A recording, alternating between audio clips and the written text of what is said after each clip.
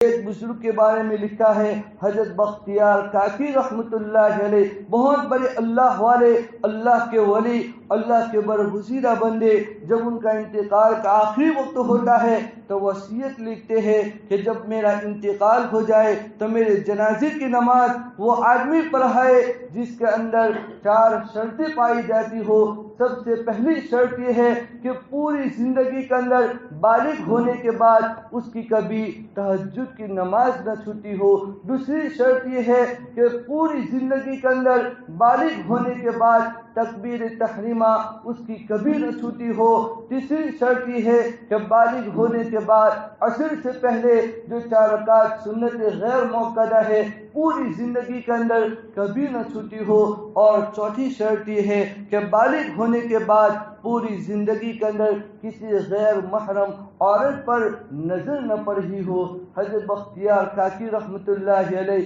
یہ وصیت لکھتے ہیں، اس کے بعد ان کا انتقال ہو جاتا ہے۔ انتقال کے بعد ان کے لیے غسل کا اور کفن کا اہتمام کیا جاتا ہے اور لوگوں کے اندر یہ اعلان کر دیا جاتا ہے کہ حضرت بختیار کاکی رحمت اللہ علیہ کی یہ وصیت ہے کہ ان کی نماز جنازہ وہ آدمی پڑھائے جس کے اندر یہ 4 شرطیں پائی جاتی ہو۔ پورے مجمع کے اندر سناٹا چھا جاتا ہے، بڑے بڑے دور دور علاقوں سے ان کی نماز کے اندر شامل ہونے کے لیے لوگ موجود ہیں، لیکن کوئی نماز پڑھانے کے لیے آگے نہیں آتا کہ بڑی سخت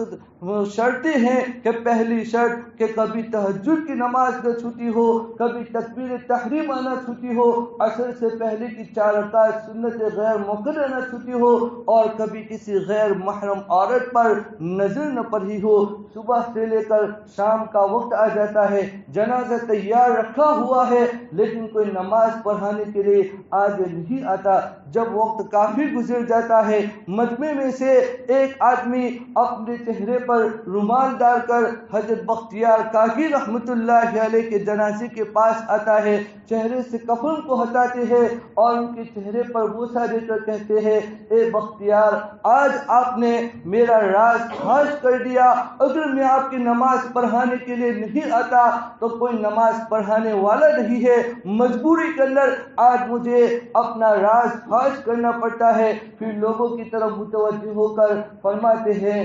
الحمدللہ ثم الحمدللہ، میں اللہ کو حاضر ناظر رکھ کر کہتا ہوں کہ بالغ ہونے کے بعد میری زندگی کے اندر کبھی میری تہجد کی نماز نہیں چھوٹی۔ میں اللہ کو حاضر ناظر رکھ کر کہتا ہوں کہ بالغ ہونے کے بعد کبھی میری تکبیر تحریمہ نہیں چھوٹی۔ میں اللہ کو حاضر ناظر رکھ کر کہتا ہوں کہ بالغ ہونے کے بعد عصر سے پہلے کی جو 4 رکعت سنت غیر موقدہ ہے کبھی نہیں چھوٹی، اور اللہ کو حاضر ناظر رکھ کر کہتا ہوں کہ آج تک میں نے کبھی کسی غیر محرم عورت پر نظر نہیں ڈالی ہے۔ جانتے ہو اس کے بعد وہ ان کی نماز پڑھاتے ہیں، وہ وقت کا بادشاہ شمس الدین التمش رحمت اللہ علیہ، جو وقت کا بادشاہ لیکن کتنا متقی، کتنا پرہیزگار، کتنا نمازوں کا اہتمام کرنے والا کہ پوری زندگی کے اندر بالغ ہونے کے بعد سے